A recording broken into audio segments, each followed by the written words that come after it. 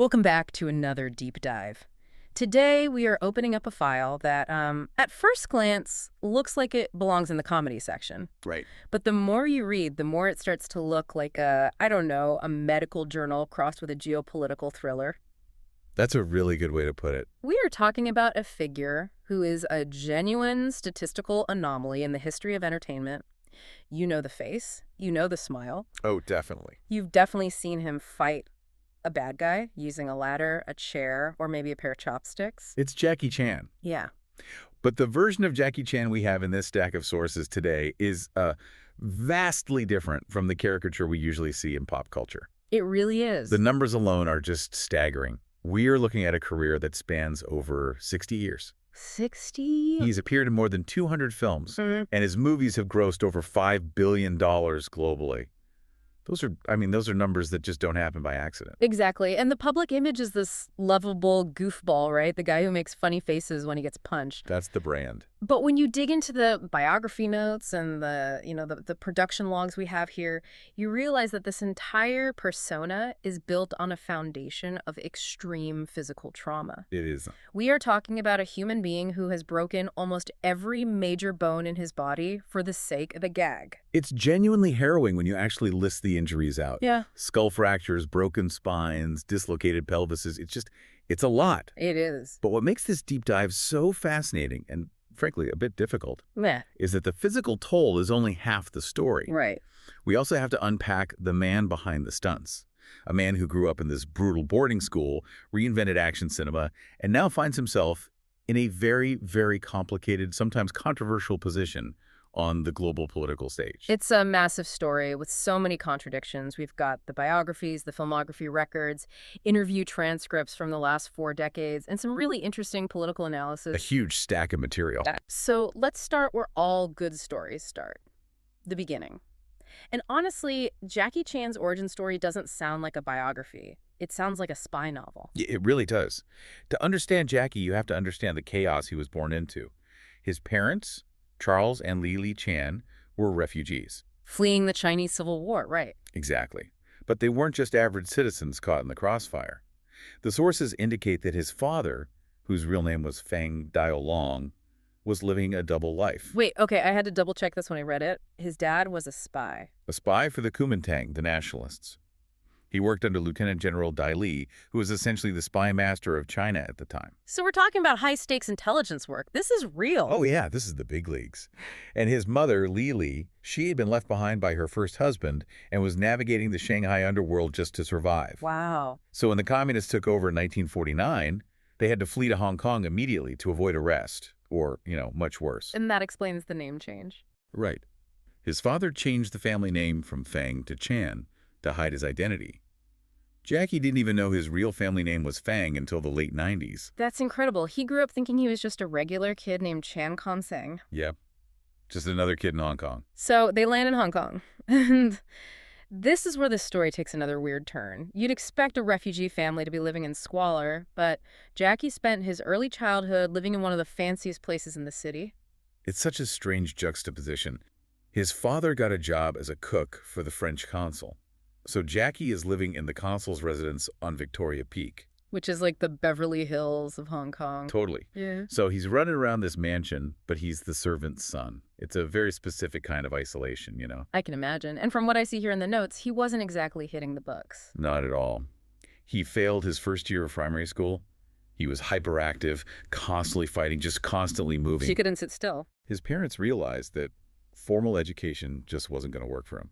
And then his father got a job offer at the American Embassy in Australia. And they couldn't take him. Not immediately, so they had to find a place that could, handle him. And that place was the China Drama Academy. Now, I think a lot of listeners hear Drama Academy and they think of, a performing arts high school. Singing lessons and drama club. Right. But the description of Master Yun Yuan's school reads more like a 19th century workhouse. It was archaic.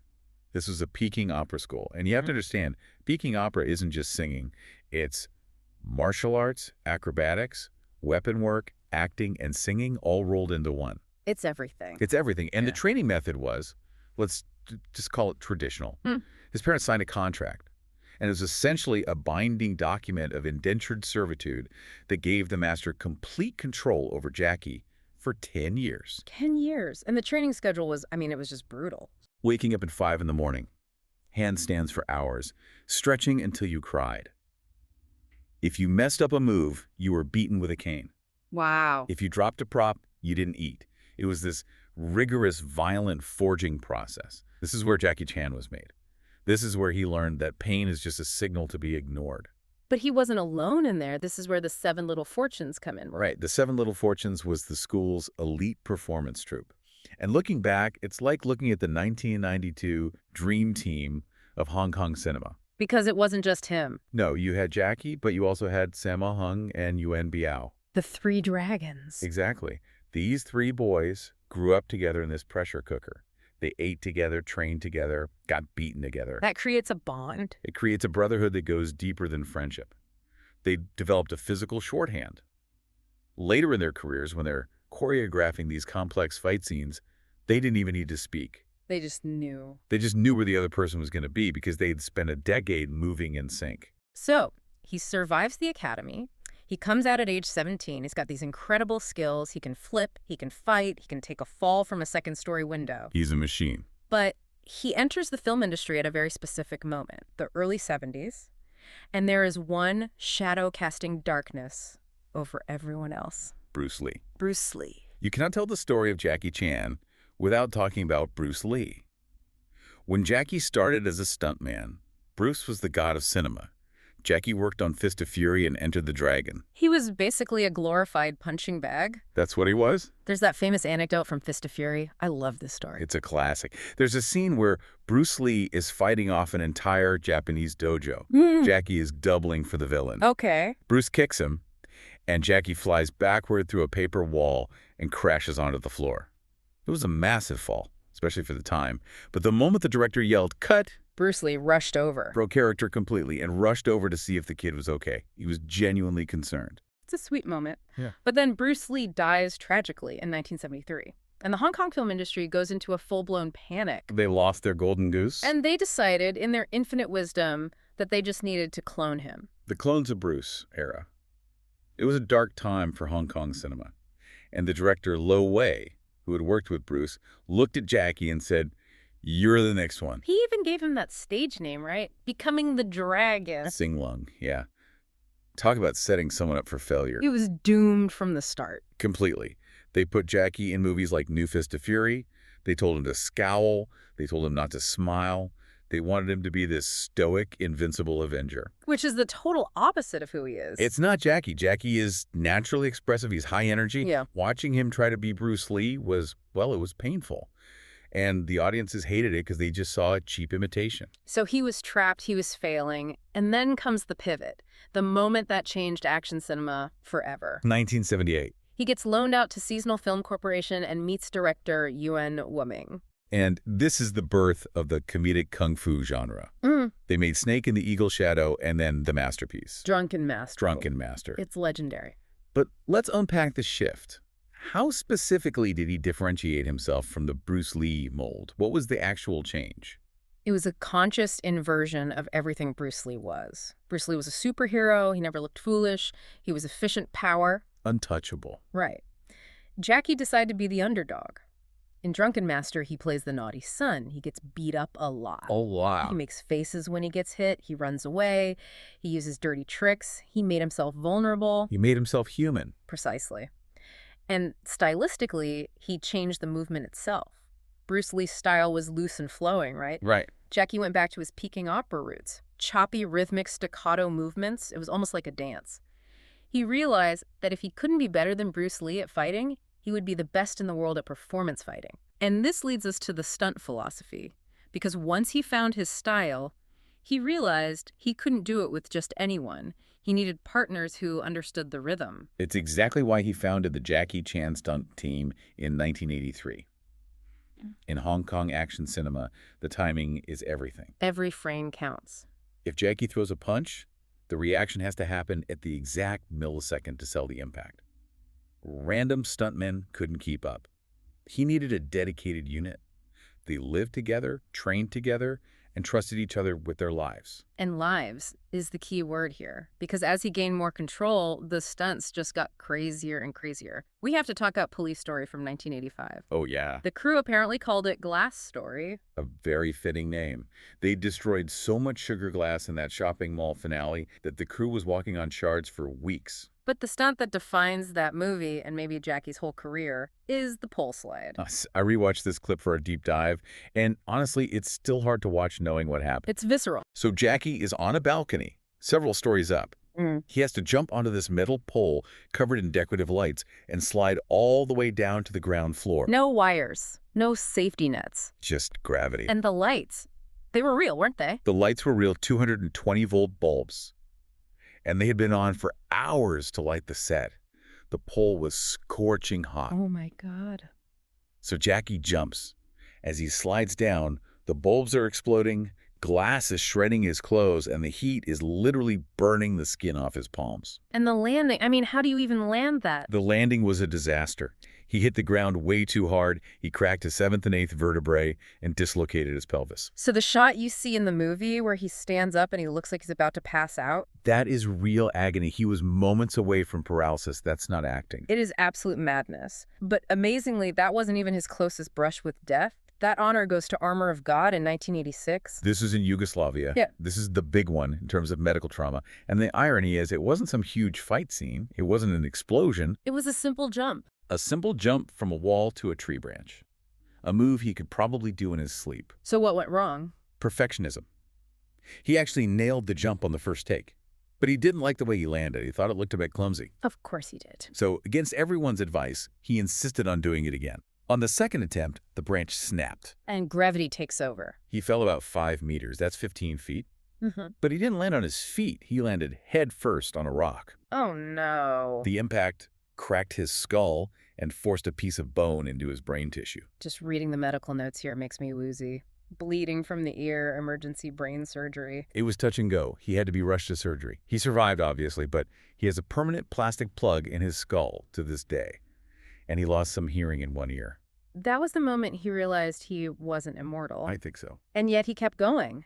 In fact, he took even more control. He started directing, writing, singing the theme songs. He became a one-man film industry. He did everything. And he started including the outtakes in the credits. The outtakes were a brilliant move. He actually saw them in the Cannonball Run, an American movie he did a cameo in, and realized their power. And what was that power? By showing the audience the failed stunts, the breaking bones, the missed jumps. He was proving the authenticity. He was saying, look, no CGI, I am really doing this for you. It bonded the audience to him in a way no other star could. Speaking of Cannonball Run, let's talk about his relationship with Hollywood. Because for a guy who conquered Asia, America was a tough nut to crack. It was a decades-long struggle. He tried in the early 80s with The Big Brawl and The Protector, but the American directors just didn't get him. What was the problem? They wanted him to be Clint Eastwood. They told him, don't move so much, just punch the guy once, be tough. Which is like telling a ballerina to just walk. You're taking away the art. Exactly. They stripped away everything that made him special. The movies flopped, and Jackie went back to Hong Kong feeling completely misunderstood. So when did things change? It wasn't until 1995 with Rumble in the Bronx that he finally got a foothold. That movie became a cult hit. It was weird, it was dubbed, but people loved the action. And then the dam broke. Rush Hour, 1998. The global phenomenon. Chris Tucker and Jackie Chan. It grossed $130 million in the U.S. alone. It made him a household name from New York to Paris. But here's the fascinating irony that I think a lot of people don't know. Jackie Chan doesn't like Rush Hour. He really, really doesn't. He has said in multiple interviews that he didn't understand the movie. He didn't get Chris Tucker's jokes. He literally didn't understand the slang or the humor. So he's just reacting on screen? And he hated the action scenes. He thought they were too simple, too slow. He called it American-style action easy money, but artistically boring compared to what he was doing in Hong Kong. It's amazing that the thing that made him the biggest star in the world is the thing he's least proud of artistically. It's the ultimate irony. And recently, he's been pretty vocal about his issues with modern Hollywood again. We have notes here from the 2025 Locarno Film Festival. Yes, very fresh comments. He was accepting a Career Achievement Award, and he basically lamented the death of practical filmmaking. What did he say? He said the studios are run by business guys now, not filmmakers. He criticized the over-reliance on green screens and visual effects. He misses the days when action meant actually doing the action. And he's been trying to pivot his own career, right? Trying to show he can actually act, not just fight. Absolutely. He Yeah. knows the clock is ticking. He can't jump off buildings forever. Yeah. So you see films like The Foreigner with Pierce Brosnan, Where he plays a grieving, broken father. It was a serious, dark role. and he was fantastic in it. He wants to be remembered as an actor who can fight, not just a fighter who can act. There's a big difference. So we've established the legend, the stunts, the movies, the broken bones. But we need to look at the other side of the coin, the man behind the legend. Right. Because the image of the smiling, friendly Uncle Jackie gets a lot more complicated when you look at his personal life and his politics. This is where the story gets messy, and it's a side that often gets, scrubbed from the highlight reels. Let's start with his personal life. He married Joan Lin, a famous Taiwanese actress, back in 1982. But the circumstances were bizarre, weren't they? He kept the marriage a secret for over a decade. For a very long time. Why the secrecy? Fear. He was genuinely afraid that his female fans would commit suicide if they found out he was taken. Seriously. And that wasn't paranoia. There had been incidents with other stars where fans harmed themselves. So Joan Lin essentially retired and lived in the shadows in the U.S. while Jackie worked in Hong Kong. That's a heavy burden for a family. But the real scandal broke in 1999. The affair with Elaine Eng, she was a former Miss Asia. She became pregnant with Jackie's child. When the news broke, it was a nuclear explosion in the Asian tabloids. And Jackie held a press conference to address it. And he gave that quote, the one that's still quoted today. I have only committed a fault that many men in the world commit. Oof. It's Because quite the deflection. It's not really an apology. it was seen as incredibly arrogant and dismissive, and the fallout is still visible today. The child from that affair, Etta Eng, is now an adult. And by all accounts, Jackie has no relationship with her. None. She has stated publicly that he's a stranger to her. There have been reports of her living in poverty, and Jackie has refused to provide financial support. He maintains a very strict line between his legitimate family and his mistake. That seems to be the case, yes. It's a harsh reality that really conflicts with the benevolent image he projects. And speaking of his legitimate family, his relationship with his son, JC, hasn't exactly been smooth sailing either. No. In 2014, J.C. Chan was arrested in Beijing. Police found more than 100 grams of marijuana in his apartment. Now, you have to understand the context here. China has zero tolerance for drugs. Zero. And to make it worse, in 2009, the Chinese government had named Jackie Chan an official anti-drug ambassador. The irony is just, you couldn't write this in a script. It's unbelievable. It was a massive loss of face for him. And Jackie's reaction was very telling. He didn't use his connections to get JC off. He publicly shamed him. He did. He released a statement saying he was heartbroken and ashamed of his son. He said JC had to accept the consequences. And JC spent 6 months in prison. He did. Some people saw that as integrity. Others saw it as a father choosing his public image over his son. It's complicated. And that brings us to the biggest divider in Jackie's legacy today. His politics. This is the third rail for a lot of fans. If you go back to 1989, Jackie was a hero of the pro-democracy movement. He performed at the Concert for Democracy in China, right? Supporting the students in Tiananmen Square. Yes, he was firmly aligned with Hong Kong's identity as distinct from the mainland. But over the last 20 years, that has shifted completely. It has been a 180-degree turn. He has become a staunch supporter of the Beijing government. He served as a member of the Chinese People's Political Consultative Conference. And he has even expressed a desire to join the Communist Party of China. He has. But it's not just his memberships, it's his words. The quotes are what really ignite the controversy. The 2009 one is probably the most famous. Yes. At a business forum, he was talking about freedom and control. He said, "I'm gradually beginning to feel that we Chinese need to be controlled. If we're not being controlled, we'll just do what we want." Chinese people need to be controlled. That is a sentence that lands very, very differently depending on where you are standing. Exactly. He has also criticized Taiwan's elections, calling them a joke. And he called the U.S. the most corrupt country in the world during a TV interview. So for the people of Hong Kong, specifically the pro-democracy advocates, this felt like a betrayal. A huge betrayal. They watched their hometown hero, the guy who represented the scrappy underdog, align himself with the ultimate authority. So in the West, we still see the funny kung fu guy.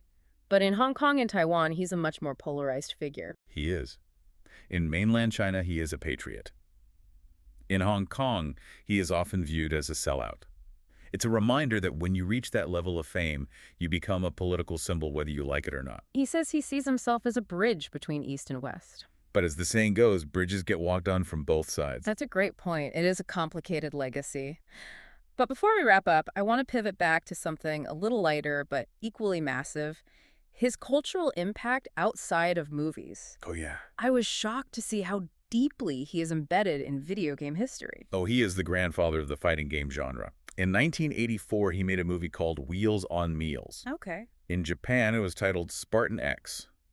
That movie was adapted into an arcade game called Spartan X, or Kung Fu Master in the West. That game established the entire template for the side-scrolling beat-em-up. So without Jackie Chan, we might not have Double Dragon or Streets of Rage. We probably wouldn't. And look at Tekken. The character Lei Wulong is literally Jackie Chan. He uses the drunken master stance, the animal styles. His entire moveset is motion captured from Jackie's films. That's amazing. I didn't know that. Even in Pokemon, the fighting-type Hitmonchan is named after him in the Western localization. Get out of here. Really, Hitmonchan. Of course. Laughs. Yeah. And I read in the notes that Dragon Ball also owes him a debt. A huge debt. Akira Toriyama, the creator of Dragon Ball, has said explicitly that he watched Drunken Master dozens of times while coming up with the manga. Wow.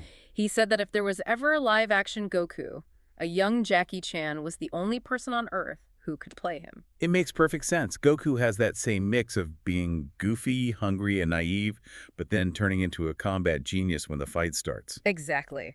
And let's not forget parkour. The French founders of parkour, David Bell and Sébastien Foucan, have cited Jackie Chan as a primary inspiration. So every time you see someone vault a fence efficiently in an urban environment, they're channeling Jackie Chan's philosophy of movement using the environment. And one last surprise for the listeners who only know his movies.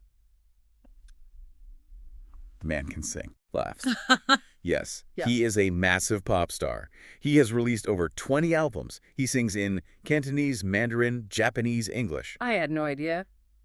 Remember, he was trained in Peking Opera, so he has real vocal chops. He's not just a movie star who decided to sing. I need to find a clip of this. Look up the Chinese version of Disney's Mulan. He voices the captain, Li Xiang, No way. and he sings the Mandarin version of I'll Make a Man Out of You. And it is genuinely good. He belts it out. I will be doing that immediately after this recording. And we should also mention, to be fair to the whole picture, his philanthropy. Absolutely. He is a UNICEF Goodwill Ambassador. He founded the Jackie Chan Charitable Foundation. He is pledged to leave half of his assets to charity when he dies. That's a huge deal. And whenever there is an earthquake or a flood in China, Jackie is usually one of the first celebrities on the ground, not just writing checks, but actually moving boxes. So how do we synthesize all of this? We have the refugee kid, the opera student, the stuntman who broke his skull, the Hollywood star, the bad dad, the controversial politician, and the video game muse. It's the dichotomy of the man. You can't have one without the other. He is the perfectionist artist who revolutionized action cinema, and he is the goofball we all love. But he is also a man with a messy personal life and political views that alienate a huge chunk of his original fan base. Exactly. The legend and the man are two different things, and sometimes they clash. But if we strip away the politics and the tabloids for a second, what is the core so what of Jackie Chan? Why does his story matter? He matters because he represents the ultimate physical dedication to entertainment. He didn't use CGI, he didn't use quick cuts to hide a stunt double. Correct. He used his own body, his own pain, to create a universal language. He made the world laugh and cheer without needing subtitles. He changed the grammar of action cinema. And that leads us to a final thought for you listening at home. We are living in the age of the Marvel Cinematic Universe. We have flawless CGI. We have safety protocols that ensure actors are never in real danger. Which, to be clear, is a good thing for the actor's longevity. We don't want people breaking their skulls. Absolutely. But it raises a question. Will we ever see a star like Jackie Chan again? Was his era a golden age of practical filmmaking that we should cherish? Or was it a dangerous anomaly, a time when we allowed a man to nearly kill himself for our amusement, and something that maybe we should be glad is over? It's the question of the price of art. And Jackie paid the price with his body. I'm just glad we have the films to show for it. That's a wrap on this deep dive. Next time you watch Police Story, when you see him slide down that pole, remember the burns. Thanks for listening. See you next time.